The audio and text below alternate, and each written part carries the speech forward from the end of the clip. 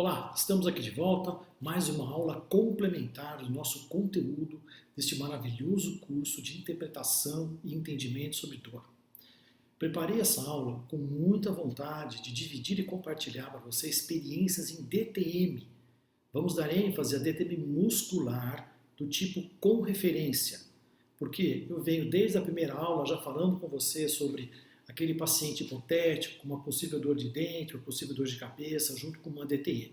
Então essa aula, ela complementa a interpretação da dor, justamente agora dando ênfase no comportamento doloroso de um paciente com DTM. Vamos juntos?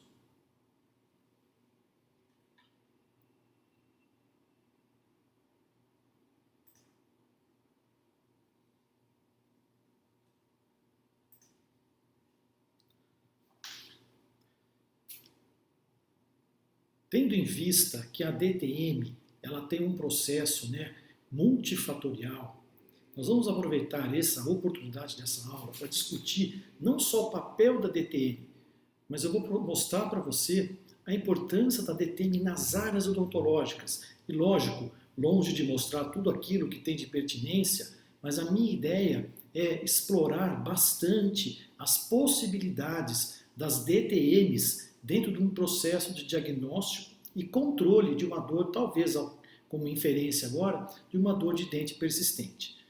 Antes da gente falar de DTM, provavelmente, especificamente, nós temos que ter ideia de que DTM faz parte de um contexto. DTM está inserida dentro do papel das dores orofaciais. E essa lista que eu tenho aí de possibilidades de diagnóstico, nós vamos nos ater nesse momento sobre as DTMs, principalmente as DTMs musculares. E a gente tem também uma premissa de entender o que é, por definição. Como é que eu posso definir, se eu posso falar assim, definição de DTM na verdade, você tem que pensar que ela é uma síndrome multifatorial, mas ela acompanha sintomas e sinais bem típicos e característicos. Por exemplo, dor e cansaço muscular. Dói quando você mastiga, dói quando você abre a boca, dói quando você mastiga um alimento mais fibroso. Você vai tendo, o seu paciente vai apresentando uma diminuição na capacidade mastigatória, vai aparecendo os limites de movimentação para a esquerda, para a direita ou para a progressiva. Essas limitações, elas podem ter um fundo de dor limitante ou ela pode ter um processo mecânico e, nesse caso, uma obstrução do disco articular, que não é o momento desse curso, mas a gente pode, lá na frente também, discutir um curso sobre DTM articular. Desvios funcionais importantes, aqui no caso, deflexão, ou também você pode ter desvios. Nós vimos um pouco sobre isso na nossa aula de exame clínico, a aula de mão na massa. Lembra disso? Ruídos ou estalos na ATM que possam levar à instabilidade funcional da mandíbula com sintoma de dor. E aqui, sinalzinho vermelho, anota no caderno, toda vez que eu tenho um ruído, tipo um clique articular, um clique na ATM, necessariamente eu não preciso de tratamento até então. Se o paciente tem só o ruído, e a gente sabe pela literatura que de 30%, 40%, 50% dos pacientes que têm clique, eles são assintomáticos. Então, se o seu paciente ele é assintomático, ou seja, ele não tem dor, você vai controlá-lo, não há necessidade de um tratamento específico. Então, anota no seu caderninho que isso é muito importante. Uma vez que o paciente tem dor instalada, cabe a nós, profissionais da área, principalmente da DTM, diagnosticar se essa dor é articular ou se essa dor é muscular. Combinado? Então, a gente vai dar boas ênfase agora falando sobre DTM muscular nessa aula de hoje. DTM, na verdade, ela vem com um combo. Você vê que DTM é fácil você definir. Mas o que vem junto com a DTM, a dor na cabeça, a dor na nuca, a dor cervical, dor de ouvido, ou dor na orelha, a plenitude, que significa o entupimento temporário, como a gente estivesse descendo da planície para a beira-mar, você sente o entupimento nos seus ouvidos, tonturas recorrentes, principalmente por ação do esternocleidomastoideu, musculatura trapézio, da cervical como um todo, dores em dentes, DTM dá muita dor em dentes, nós vamos ver logo nos slides da frente, e também o zumbido, que é um sinal de muita prevalência dentro da DTM. O que a gente não pode deixar de falar em momento algum, e isso eu venho frisando desde a nossa primeira aula que você vem nos acompanhando aqui, que é ansiedade e depressão. Esses dois fenômenos psíquicos ou psicológicos, eles estão assolando os nossos pacientes, assim como eu posso te dar um dado que saiu agora recentemente, em 2018, 2019, publicado numa revista internacional e tem um estudo inclusive aqui no Brasil. Enquanto que 50% a 60% de estudantes de medicina e de odontologia no último período apresentam ansiedade e depressão. Então a gente tem sempre que dar essa margem quando você vai classificar ou quando você vai quantificar a necessidade de entendimento da DTM, porém sem deixar de lado o eixo 2, que é o eixo comportamental e emocional do diagnóstico. E quando eu falo disso agora, eu vou trazer para você a classificação do DC-DTM, que é o último guideline que a gente tem de referência para dar diagnóstico em DTM, tanto muscular como articular, mas eu volto a insistir, eu vou dar ênfase nessa aula sobre DTM muscular. Lógico que longe de desmerecer os outros diagnósticos. Mas aqui eu vou seguir então o guideline do DC-DTM, recentemente publicado aqui em 2019 para 2020, na língua portuguesa. E lá eu vou encontrar mialgia local, né? Vou encontrar dor miofascial com espalhamento e com referência e a dor mediana central. Nessa aula vou dar preferência à dor com referência. Sem querer desmerecer a necessidade de diagnóstico, mas a mialgia local, ela vem simples e unicamente para modificar uma dor local de uma dor de espalhamento. Ou seja, eu tenho uma dor local de 30 dias, essa dor ela pode se modificar com a movimentação, ela pode se modificar com a abertura, ela pode se modificar com a mastigação, mas a confirmação disso é a reprodução da dor familiar. Pé, e anota isso, caderninho, luzinha vermelha, dor familiar. Daqui para frente, quando você falar em palpação muscular, quando você falar em reproduzir sintomas do seu paciente, nós temos que ser capazes, e esse é o papel da palpação, em reproduzir a dor familiar, o sintoma familiar, é aquele em que o paciente está habituado, é aquela queixa que ele está sentindo na hora, não é a dor que a família sente, né? Às vezes a gente vê essa confusão clínica de alguns profissionais, mas a dor familiar é aquela que ele busca ajuda, e você pode, durante seu exame clínico, achar, né, ter um achado clínico, além dessa imagem que aparece, a dor local, você pode apresentar depois também uma dor na cabeça, uma dor de dente, que na hora, se o paciente pode ser um achado clínico, mas normalmente dor muscular local, ela significa que a fonte da dor é o músculo masseter e o local da dor é também o músculo masseter. E de tal forma que se eu for aprofundando o processo do meu paciente, esse paciente passa já de 30 dias, essa dor parece que vai espalhando no indivíduo. Então você vê que principalmente as contrações musculares, elas não apresentam do nada. Existem várias hipóteses, talvez até o excesso de uso, a hipervigilância, um dente que porventura possa ter ficado em supraoclusão, numa restauração, mas tudo isso não é única e exclusivamente, porque a fisiopatologia da DTM ela é multifatorial. Ela tem desde a sua genética, dos fatores de antecipação, fator de ansiedade, aquilo que você tem na oclusão gera em torno de 10% das possibilidades musculares. O resto é comportamento. Por isso que é importante que você entenda de comportamento da dor, respostas nós seres humanos, para que você possa lidar 100% com essas DTMs que vêm assolando os nossos consultórios e ambulatórios clínicos.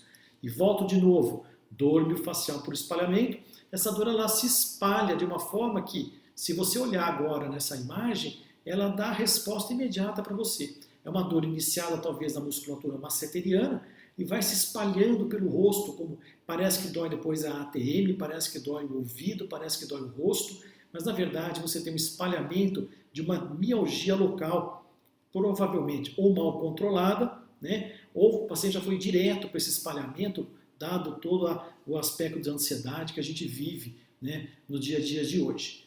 Se eu for aprofundando um pouco mais, a partir desse espalhamento, aí sim eu vou ter a dor miofascial com referência, que a gente pode comparar com os pontos gatilhos do passado da Janete Travell.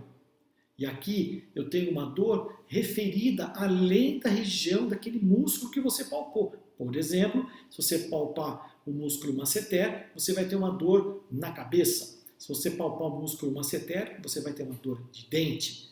Então, normalmente, essas referências, né, ela faz o diagnóstico diferencial de exclusão de outras patologias. Ou seja, dor miofascial com referência, eu vou te dar um diagnóstico clínico. E certamente essa dor, por referência, ela vai além da onde você palpou. E feliz ou infelizmente, quem pode ser essa área? A região cefálica, ou seja, a cabeça do indivíduo. E olha que interessante, a imagem mostra, as duas imagens de cima desse slide, que músculos masseteres e músculos temporais, eles promovem dor de referência para todos os dentes do arco dental. Veja a importância de a gente estudar e sedimentar essas aulas. Só essa imagem diz por si só. Calcula você, um colega que faz tratamento endodôntico, você é um especialista em endo, você é um especialista em prótese, implante.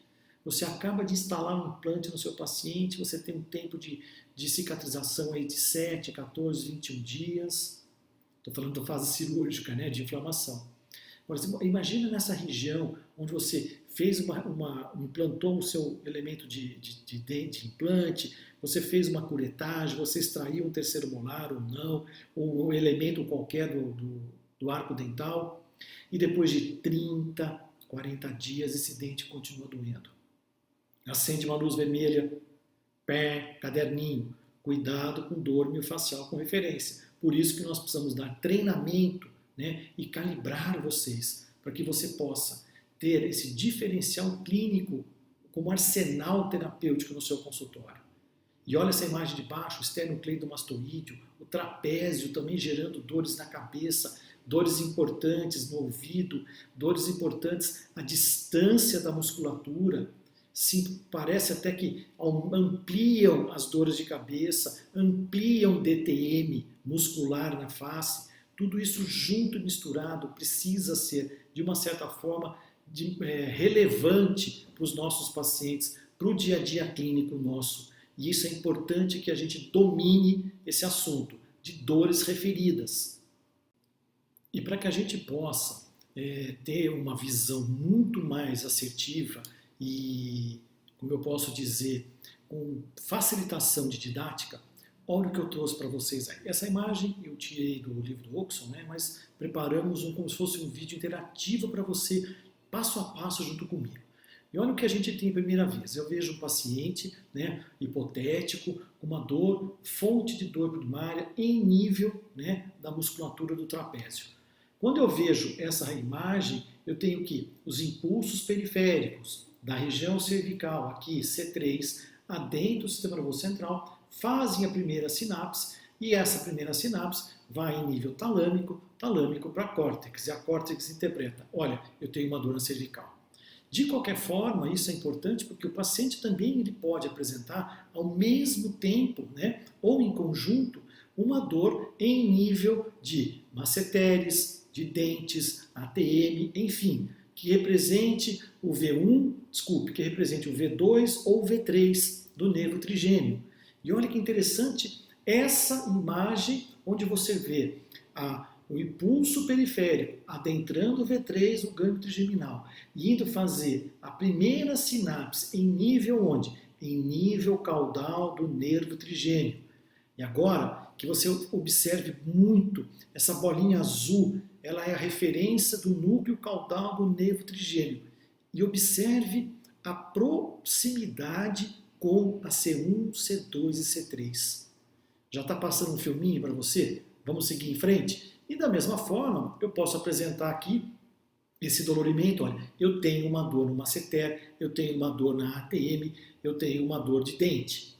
De tal forma que esse paciente também pode ser acometido por uma cefaleia, ele entra pelo V1, passa pelo gânglio trigeminal e faz a sua primeira conexão em nível, né, do núcleo de recepção do nervo trigêmeo. Não vamos entrar nessa esfera agora.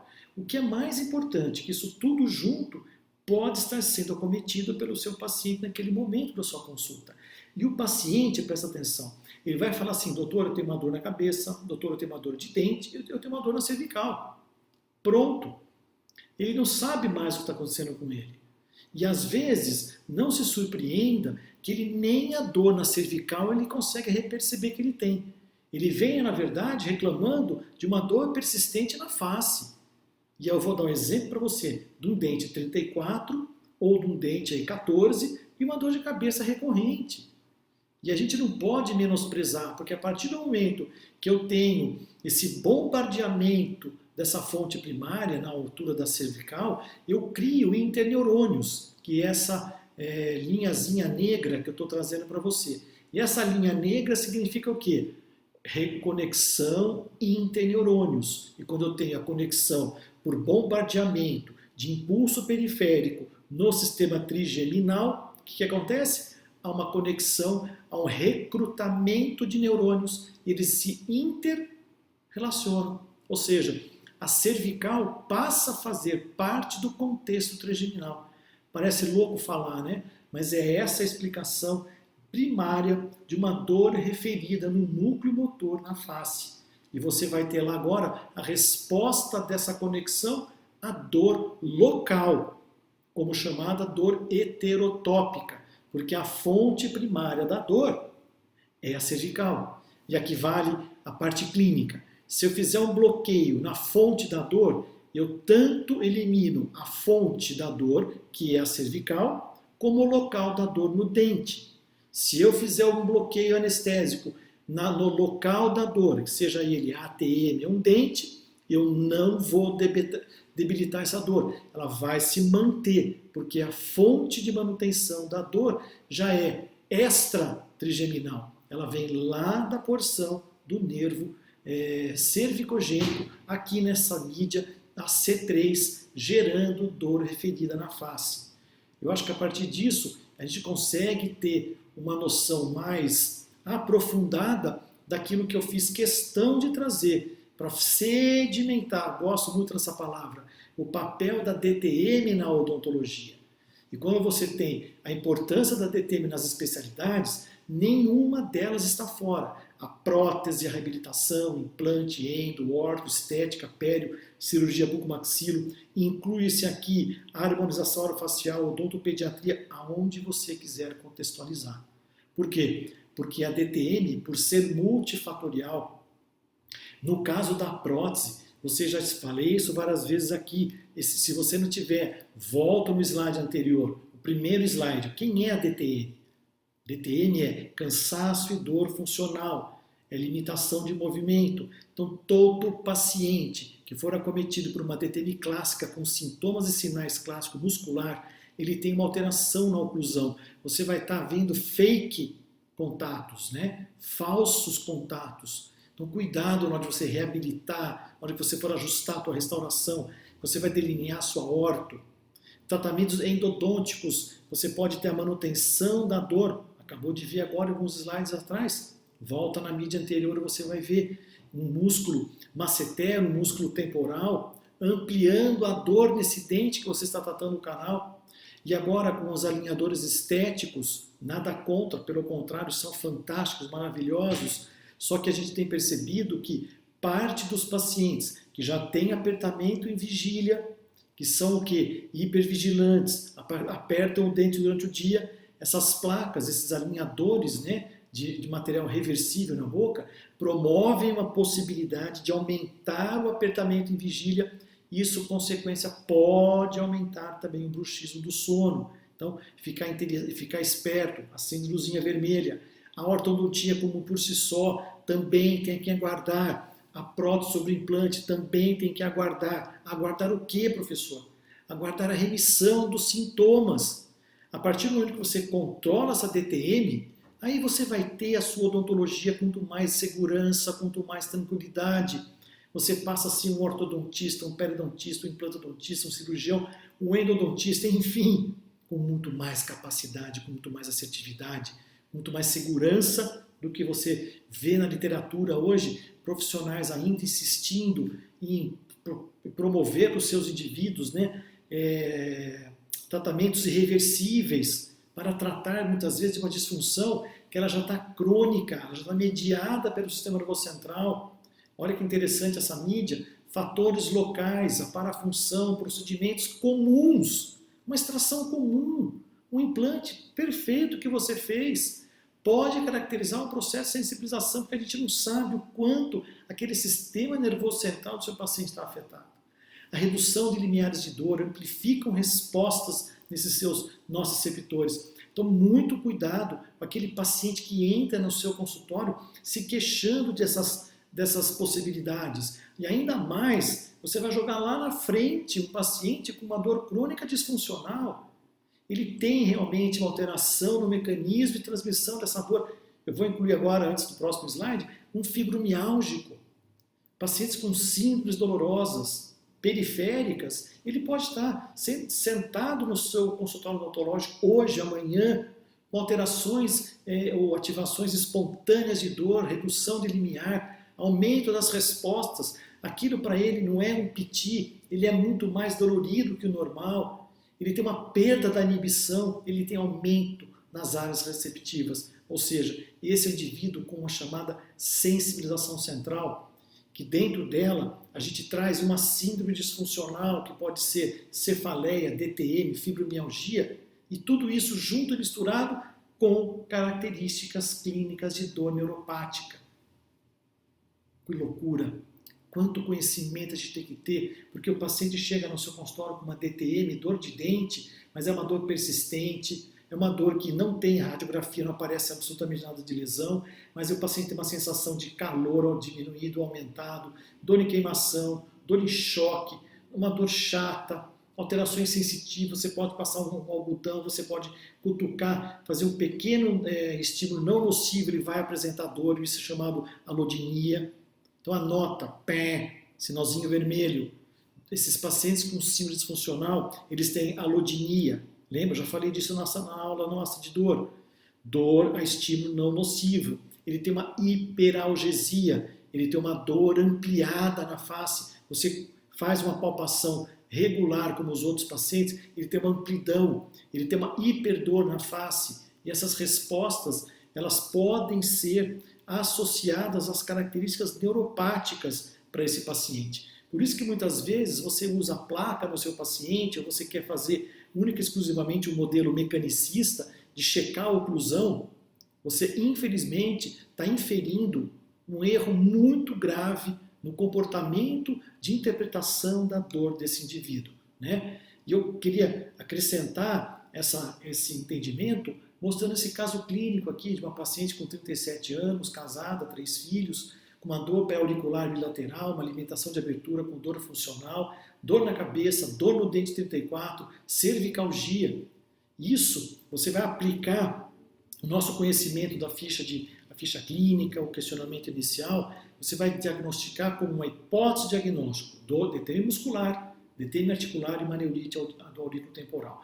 Da neurite eu vou deixar em aberto porque não é o intuito do nosso curso, tá bom? Mas veja a imagem, eu posso fazer um bloqueio no aurículo temporal, eu posso fazer um bloqueio no masseter, eu posso fazer um bloqueio no temporal, eu posso usar de recursos clínicos e posso ter resultados imediatos, mas de qualquer forma o básico vai funcionar. Por que eu falo básico? Uma placa bem ajustada, bem instalada, laser terapia, né? Massoterapia, alongamento, cuidado com a postura, respiração, autocontrole, autovigia, né? Controlar as emoções, dependendo do seu paciente. Já falei isso na aula de comportamento doloroso. Avaliar o quanto o eixo 12, o quanto o emocional está inferindo no seu paciente. Foge um pouco desse jargão mecanicista de placa, oclusão, contato bilateral. Isso na DTM, protrusão, tem interferência, não tem interferência. Para nós, nesse momento do paciente, o dente está em segundo, terceiro, quarto plano, porque a dor já pode ter sido mantida em nível de ação central. Volta aí 3 ou 4 slides da aula, você vai perceber o botão de disparo está dentro do núcleo caudal do nervo trigêmeo. E lá não funciona a placa. Muitos desses pacientes precisam usar o que medicações antidepressivas, fazer uma associação medicamentosa, e a gente falou um pouco sobre isso na aula de estratégias clínicas. Estou trazendo isso aqui mais para complementar. Então veja, laser terapia de baixa frequência, fantástico. Em média, esse paciente está em tratamento analgésico por 30 a 40 dias. E a placa ela vai ser efetiva. Placas são efetivas nas DTMs musculares, em quem aperta muito os dentes, quem acorda pela manhã, quem tem dor funcional. Aí a placa tem efetividade, né? O Oxon já falou isso, e já tem na nossa aula também lá de estratégia, quase 80% de efetividade, mas não é só o uso de placa, existem outras abordagens estratégicas, lembrando que a primeira delas chama-se educação em dor. E além de educação em dor, depois de todo esse conteúdo, nós temos que ter educação nossa profissional. Nós temos que ter esse discernimento, essa regra de tratamento, porque a importância da DTM, ela se faz porque ela tem uma fisiopatologia multifatorial, ela tem um fenótipo de cada indivíduo, processo de adaptação e equilíbrio natural, ela não tem um curso de doença DTM, ela vai ao longo dos anos, vai se adaptando. Estudos mostraram que 30%, 40% de pacientes com DTM articular se resolveram com 5, 10, 20, 30 anos de acompanhamento.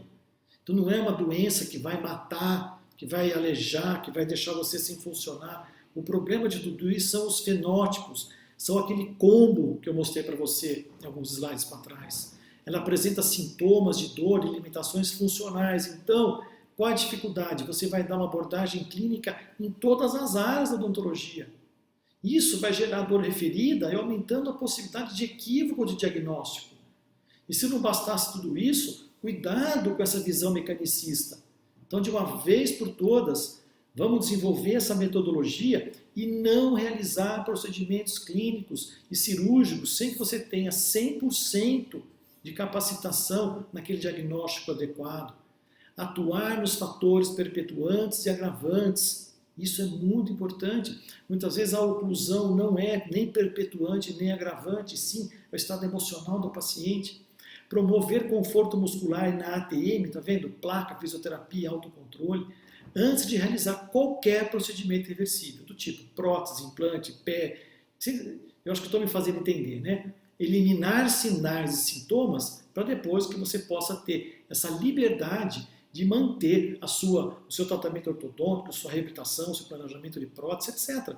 Aí você vai ter a oclusão, cheque oclusão, acabou. Aí eu não vou nem discutir com você. Mas diante de um paciente com DTM, muda a sua lente, muda o seu jeito de enxergar. Vamos naquele modelo inicial que eu mostrei de dor crônica, que é o modelo biopsicossocial da doença. E aqui, para a gente finalizar essa apresentação, os casos clínicos de dores persistentes, vou voltar a falar disso, principalmente dores recorrentes, pós-implante, extrações de dentes normais, de um siso, de um premolar para orto, você vai poder desenvolver dor neuropática nesses pacientes. Anota, isso é importante. 6% do gênero feminino, mulheres, podem desenvolver dor neuropática pós-tratamento endodônticos. Tá? E também até 8% pós-extrações de dentes. Outro dado importante, até 15%, e esses artigos estão no seu acervo, na sua pasta de arquivos, tá? Até 15% de pacientes, independente do gênero, pode desenvolver dor neuropática após instalação de implante. Então, essa premissa, dor por mais de 2 ou 3 a 4 meses, sem sinais claros de lesão periapical, sem remissão total da dor, ou seja, cuidado, não retrate, não extraia, não tire esse implante. Sinais de queimação, ardor e choque. Muitas vezes o paciente já vem com a queixa de que ele é resistente aos fármacos. Qualquer anti-inflamatório convencional, muitas vezes, não melhora, ela faz uma pequena analgesia, mas não zera. Ele desinflama um pouco, ele atenua, mas não cura. Essa é a diferença, não leva a zero. Então toma muito cuidado, abrir bem os olhos, né? E finalmente mostrar capacidade quando você não retratar aquele elemento em referência do seu tratamento que está sendo envolvido, uma dor persistente. não remova aquele implante, não realize mais raspagens periodontais, aquilo que você está vendo que está perfeito. O paciente continua com dor, mas é uma dor neuropática, provavelmente não mais DTM. Evitar os desgastes oclusais necessários, né? E encaminhar obrigatoriamente esse paciente para um especialista em dor, seja ele da área especialista em dor orofacial. Isso sim seria mandatório, uma vez que você possa não estar apto até então a controlar essas dores referidas. Finalizando, acredito que a gente discutiu conteúdos muito relevantes. Essa aula de DTM, na verdade, uma aula de DTM nas especialidades ou nas áreas de odontologia, ela é de cunho fundamental para que você possa, como é que eu posso dizer, trazer recursos 100% clínicos de resultado para o seu paciente que se queixa de dor persistente. Combinado? Mais uma vez, muito obrigado por sua atenção. Estamos atingindo níveis de excelência nesse nosso curso. Tenho certeza disso. Daqui já estou percebendo o quanto você já evoluiu. Mais uma vez, obrigado. Vamos agora para a nossa próxima aula. Um abraço.